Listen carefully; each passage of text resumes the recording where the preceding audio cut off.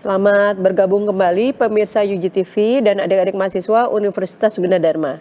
Di segmen 3 ini kita akan melanjutkan pembahasan mengenai implementasi reinforcement learning di industri. Jadi fokusnya pada aplikasi industri menggunakan deep reinforcement learning. Bersama Bapak Sigit kita akan menggali bagaimana teknologi ini diterapkan untuk meningkatkan efisiensi dan performa di berbagai sektor industri. Ini ada kata deep reinforcement learning ya Pak Sigit. Yeah. Nah, masuk ke deep neural network kah atau deep learning kah, itu nanti bagaimana ya, sepertinya jadi lebih menarik lagi. Pak Sigit silahkan untuk memberikan wawasan kepada kami semuanya. Ya, silakan Pak. Baik, terima kasih. Assalamualaikum warahmatullahi wabarakatuh. Selamat mungkin siang ya sekarang kondisinya, pemirsa UGTV. Jadi tadi sudah banyak disampaikan oleh Bu Dr. Puspito Jati, kemudian dari Mas Saiful gitu ya, sudah dijelaskan beberapa dari sisi konsep maupun juga contoh dari penggunaan reinforcement learning.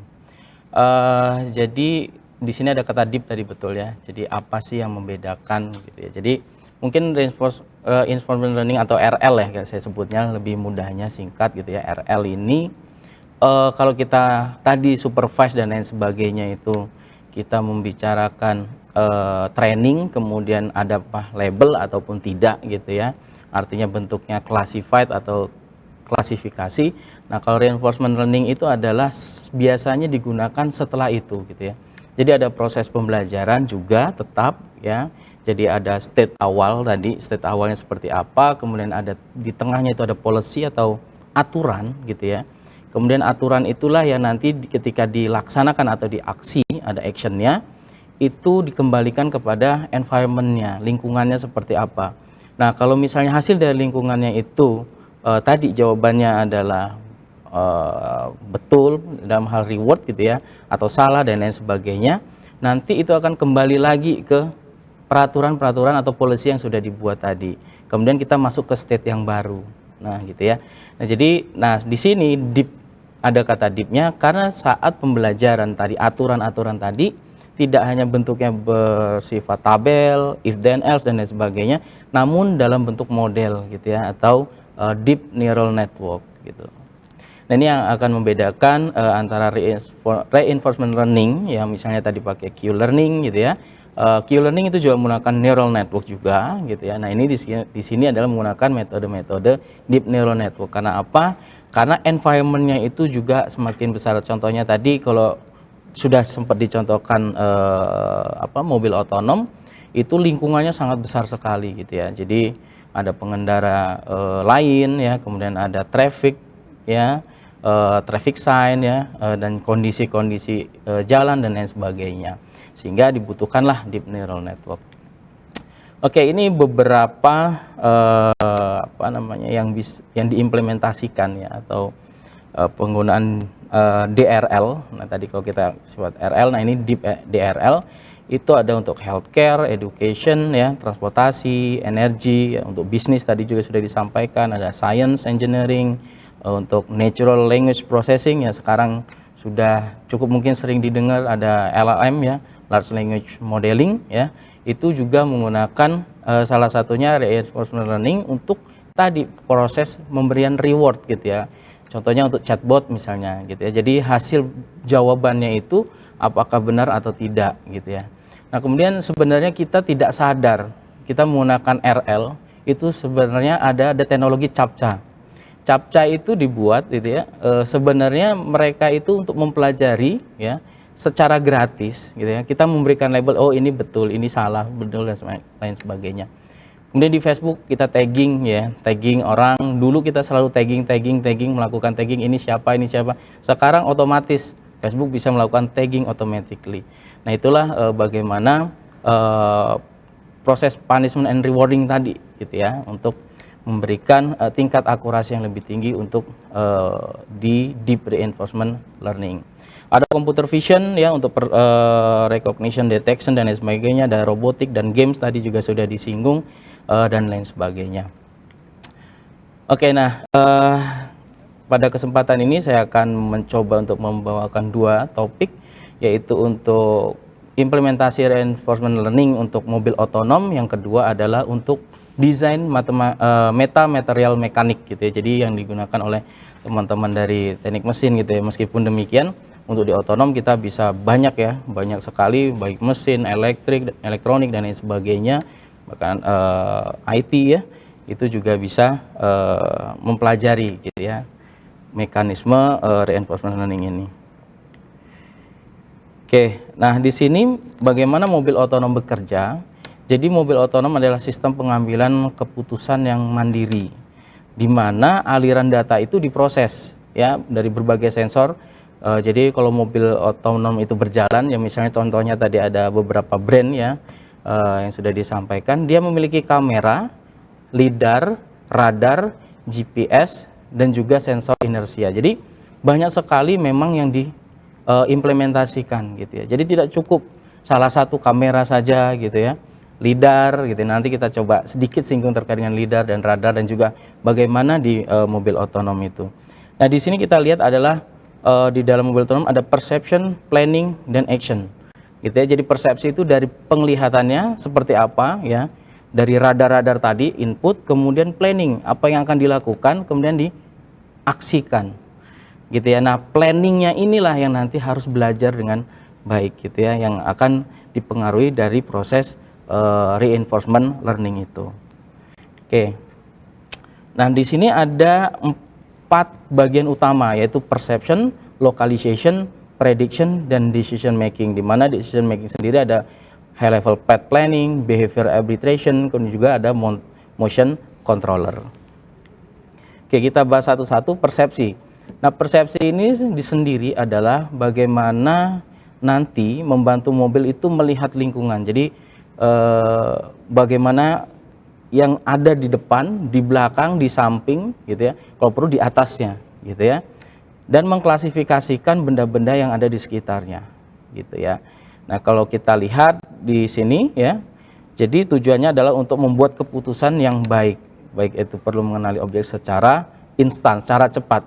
Jadi kalau misalnya mengendari mobil itu bahkan tidak hanya 100 meter, 50 meter, bahkan dalam hitungan 10 meter ya, mobil harus bisa gitu ya merespon apa yang terjadi ada di depan gitu dengan kondisinya. Itu kini kita bisa lihat ada hasil dari kamera ya. Jadi kemudian yang di sebelah kanan itu ada hasil dari radar yang atas. Kalau yang di bawah itu adalah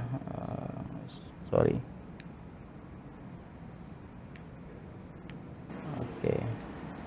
Nah ini kalau dicontohkan ya di lidar itu dia lidar itu light detection and ranging ya. Jadi dia memantulkan satu cahaya, kemudian bagaimana cahaya itu bisa diterima dan dipantulkan balik. Nah ini masalahnya adalah ketika menggunakan lidar itu adalah ketika di siang hari gitu, karena pencahayaan sangat tinggi misalnya, sehingga cahaya yang kembali gitu yang ditangkap oleh reseptor itu tidak diterima dengan baik. Nah oleh karena itu ada radar. Nah ini radar memang teknologi jauh lebih mahal gitu ya, sehingga dia tidak bermasalah dengan pencahayaan. Karena oleh karena itu satelit pun di atas itu ada namanya satelit radar gitu ya, sehingga bisa melihat misalnya kapal yang di laut gitu ya, meskipun ada tertutup oleh awan. Nah itu sama dengan yang akan yang biasanya ditanamkan di mobil otonom. Nah ini ya, ini contoh lidar ya. Ya, jadi mobil bergerak berdasarkan kanan kirinya gitu ya, kondisi di sekitarnya. Oke, kemudian localization. Localization itu sendiri adalah satu algoritma ya pada mobil otonom untuk menghitung posisi orientasi kendaraan saat melakukan navigasi. Yang biasanya teknologinya disebut dengan visual odometry. Ya, yang sifatnya adalah simultaneous localization and mapping, biasanya menggunakan SLAM. Jadi dia bisa melihat gitu ya ketika berjalan ini ada objek apa gitu ya. Kalau misalnya nanti mungkin kemarin sudah ada segmentasi gitu ya. Nah itu adalah sifatnya lokalisasi. Jadi oh ini adalah objek, ada manusia gitu ya, kemudian ada jalan, kemudian ada traffic sign dan lain sebagainya, ada benda-benda yang lain di sekitarnya. Nah itu digunakan untuk melihat posisi dia ada di mana dan benda itu ada di mana sehingga dia bisa tahu posisinya. Nah, ini sifatnya adalah pemetaan yang fungsinya adalah mengklasifikasi tadi ya, jalan, pejalan kaki dan lain sebagainya. Kemudian prediksi. Nah, ini prediksi jadi memahami manusia dalam mengemudi ya. Jadi kompleks ya. Jadi orang sendiri yang mengemudi biasanya itu karena melibatkan emosi dan lain sebagainya, sehingga mobil otonom itu dibuat untuk setidaknya mengurangi hal-hal itu gitu ya, dan membuat orang tidak lelah dalam perjalanan gitu ya dan lain sebagainya. Nah, makanya mungkin mudah-mudahan terlihat ya.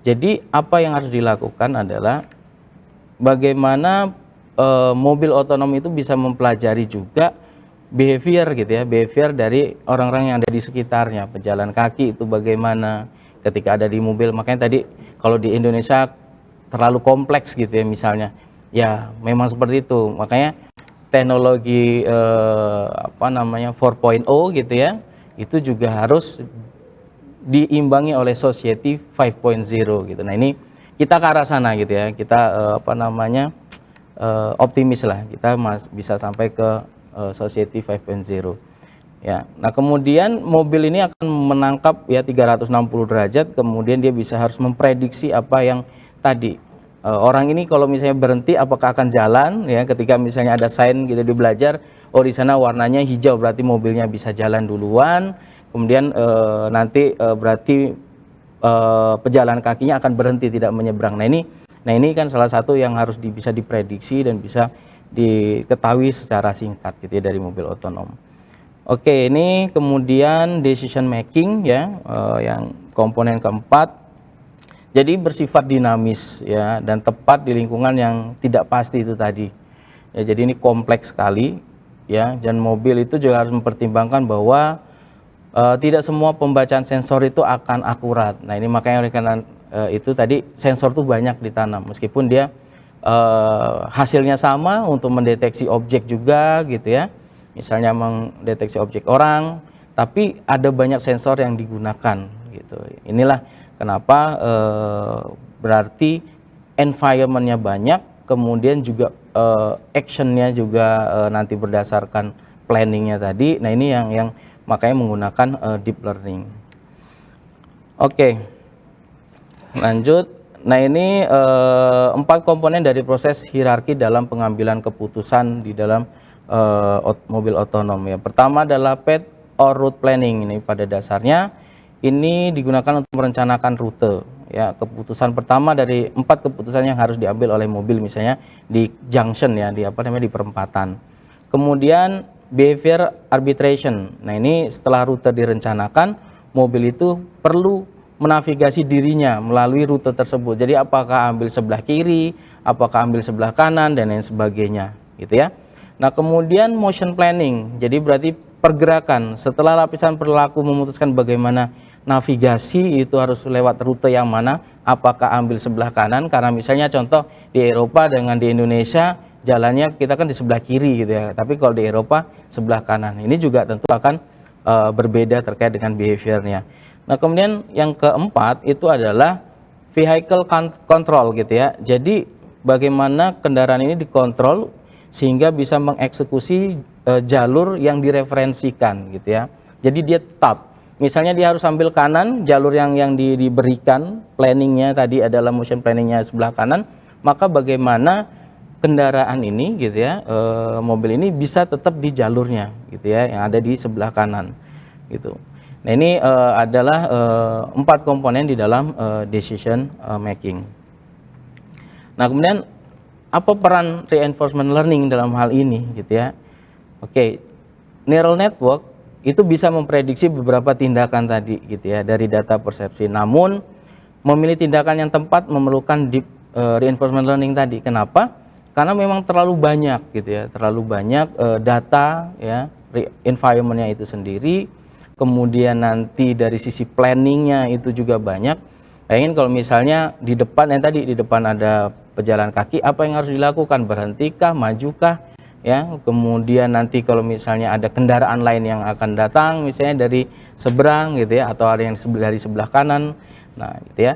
Nah, dalam DRL tetap sama, ada namanya state, action, dan reward tadi saya sudah sampaikan. Jadi state-nya sendiri itu adalah menggambarkan situasi saat ini pada waktu tertentu. Ya, dalam hal ini adalah posisi di jalan. Dia posisinya ada di mana nih kendaraan, gitu ya. Kemudian actionnya itu adalah menggambarkan semua kemungkinan gerakan yang dapat dilakukan oleh mobil. Kemudian rewardnya adalah umpan balik yang diterima mobil setiap kali ia mengambil satu tindakan. Gitu. Jadi itulah yang nanti yang akan dipelajari gitu ya, modelnya itu tadi ketika sudah ini jalan gitu ya, ketika sudah berjalan pemodelannya, artinya learningnya sudah berjalan, nah itu model itu yang akan ditanam di dalam mobil gitu. Nah ini contoh ya, di sini ada state ya, jalannya gitu ya, dia posisinya di mana, kemudian action berdasarkan rule yang diberikan di pertama ya, kemudian ada hasilnya gitu ya, sehingga di situ ada reward gitu ya, ada kalau ada pergerakan ke sini misalnya rewardnya apa gitu ya. Mudah-mudahan jalan videonya. Oh enggak.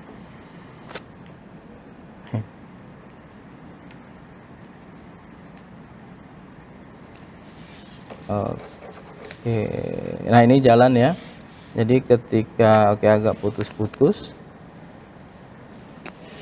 Oke, nah ini berarti kan ada kesalahan gitu ya. Nah, ada kesalahan. Nah dia tidak belok gitu, tapi dia lurus saja padahal jalannya dalam kondisi belok gitu. Nah ketika disitulah berarti ada reward, baik itu reward atau punishment di situ, sehingga dia harus memperbaiki. Harusnya seperti apa, mengikuti line tengah kah, atau dia harus menjaga gitu ya, dia posisinya di garis tengah dengan di garis pinggir. Oke, nah ini yang paling yang cukup terkenal ya untuk apa namanya simulasi ya, pembuatan contohnya adalah Voyage Deep Drive. Nah ini aplikasi ya untuk simulasi. Jadi mobil atau mobil otonom tersebut sebagai agent itu dilatih sampai ribuan epoch ya.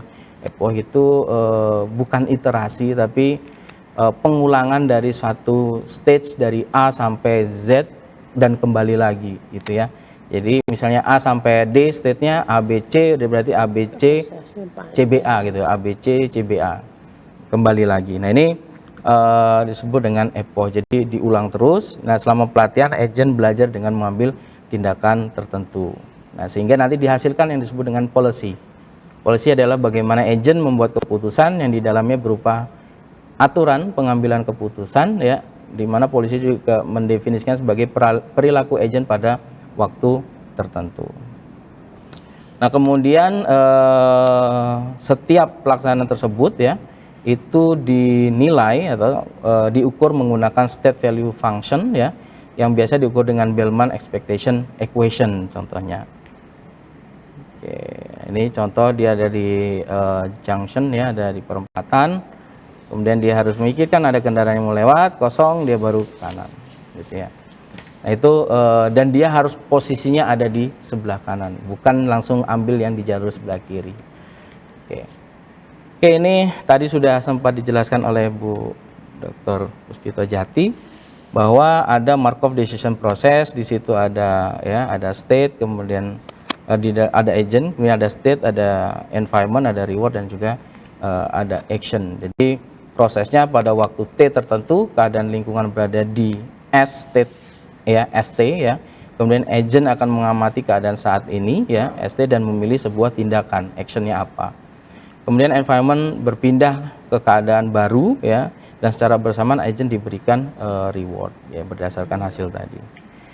Oke, ini lebih dalamnya di dalam partially observable Markov decision. Di sini ada fungsinya, ada 6 komponen ya.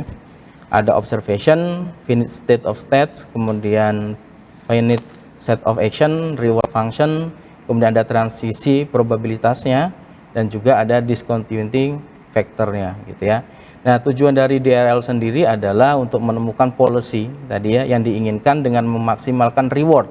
Jadi ya memaksimalkan reward pada setiap langkah waktu yang diberikan, atau dengan kata lain untuk menemukan fungsi value action. Ya, kalau kita tadi sudah disinggung adalah menggunakan key function. Jadi mendapatkan fungsi value action yang optimal. Oke, ini key learning ya. Jadi key value itu ya ini dibuat di dalam satu persamaan tertentu ya. Yang ini yang akan harus dimaksimalkan. Ya, jadi menemukan polisi optimal dengan berinteraksi dengan lingkungannya.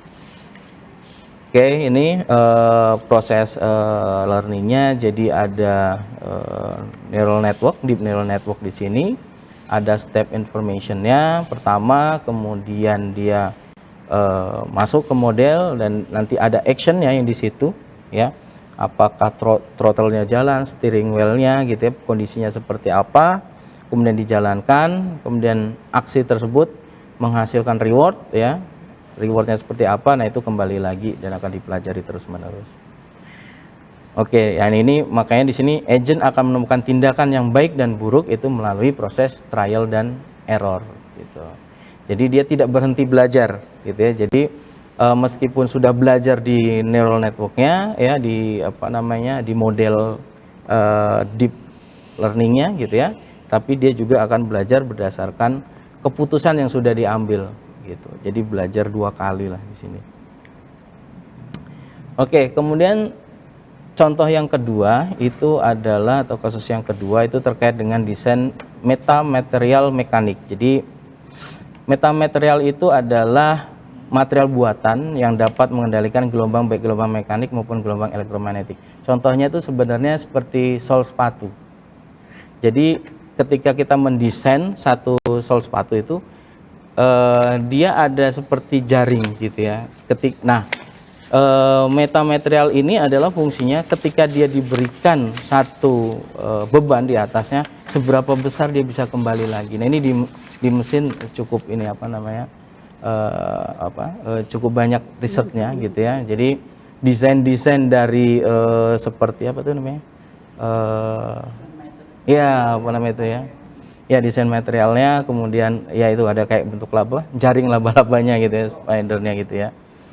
Oke, nah ini bagaimana dia melihat deformasi dan histeresis ya. Deformasi itu adalah perubahan bentuk atau perilaku material ketika diberikan satu gaya beban gitu ya. Kemudian histeresisnya sendiri itu adalah ketika sudah diberi beban, bagaimana material itu bisa mengembang berdasarkan tadi, misalnya sudah dikasih beban, kemudian diberikan beban lagi atau beban itu diangkat. Nah, gitu. Bagaimana material tersebut memiliki sifat disebut dengan energy return, gitu ya, energy return. Nah ini ada 3 contohnya di sini, ada desain 1, 2, dan 3 ya. Kemudian lanjut ya, di sini ada ini ada desain 1, 2, dan 3 ya.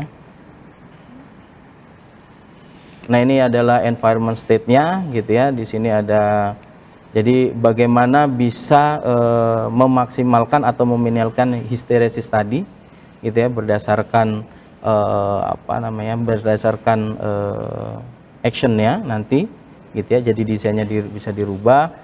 Nah, ini contohnya ketika dia dilakukan perubahan ya, actionnya itu adalah perubahan dari desain ya, dari satu desain pertama, desain kedua, dan terus menerus gitu ya, sehingga diperoleh desain yang maksimal gitu, yang optimal gitu ya. Nah ini bagaimana energy return-nya tadi ya, semakin dia bisa membalik gitu ya, dari ketika dia diberikan beban kemudian diangkat bebannya, nah itu kita hitung energy return-nya. Oke, ini dievaluasi terus ya hasilnya. Ini deep learning-nya ya, deep neural network yang untuk mempelajari desain tadi, berbasis image tentunya. Kemudian ini hasil kemampuan dari agent DRL ya. Jadi kita bisa lihat minimize hysteresis. Jadi ini ada satu desain pertama, kemudian berjalan terus dengan hasil gitu ya. MAPE itu tingkat errornya gitu ya, kemudian energy return itu contohnya 88,9%. Ketika max hysteresis berarti dia ditekan gitu ya, ditekan dengan beban yang maksimal, nah itu adalah energy returnnya misalnya menjadi 79,8%. Dan hasilnya seperti ini. Jadi ada beberapa desain tadi kita bisa lihat bahwa energy return yang paling tinggi itu adalah di desain yang kedua, gitu ya, dengan maksimal hysteresis itu mencapai energy return di 83,4%. Baik, itu yang bisa saya sampaikan. Terima kasih. Saya kembalikan. Ya, terima kasih Bapak Sigit. Ya, menarik sekali ya untuk segmen 3 ini. Jadi contoh implementasi lain ya, selain apa tadi yang sudah disampaikan di segmen 2 ya terkait dengan industri. Jadi di segmen 3 ini contohnya ada terkait apa mobil otonom dan tadi desain material ya Pak ya. Jadi di dalam hal ini tentu hubungan dari reinforcement learning tadi ada elemen-elemen penting ya Pak. Jadi ada reinforcement learning rule, kemudian ada Markov decision process gitu ya. Kemudian algoritma key learning atau deep reinforcement learning tadi ya Pak ya. Jadi di mana apa namanya belajar sendiri ya. Jadi model itu akan belajar berdasarkan pengalaman gitu ya, berulang-ulang gitu ya, berulang-ulang dengan mendapatkan umpan balik berupa reward atau punishment. Kemudian tadi dari variabel berupa state, action, reward itu modelnya itu digunakan untuk memprediksi beberapa tindakan dari data persepsi, kemudian memilih tindakan yang tepat gitu ya. Itu butuh tadi ya algoritma deep reinforcement learning. Jadi memanfaatkan neural network ya, karena butuh belajarnya itu agak mendalam gitu ya Pak. Tadi key table itu ya. Oke. Kalau dari dua contoh yang Pak Sigit sebutkan itu berarti kan model itu ditanam di misalnya di mobil otonomnya ya Pak ya. Yeah. Itu prosesnya lumayan panjang ya Pak. Jadi dari gimana membuat pemodelan yang terbaik sampai deploymentnya ya di embed di dalam si mobil itu gitu ya. Iya, iya. Kebetulan dulu pernah terlibat waktu masih kuliah. Itu tahun 2012. Nah, itu mereka dulu pernah salah satu brand gitu ya di Jerman itu pembuatannya itu sudah sampai 3 tahun. Jadi tahun 2012 sebenarnya tahun 2010 pun mobil otonom tuh sudah mulai dibuat gitu ya. Dan saya masuk ke salah satu bagian penelitiannya saja gitu ya. Karena hanya dikasih waktu 2 sampai 3 bulan itu untuk tugas kuliah. Gitu. Jadi untuk di mobil otonom.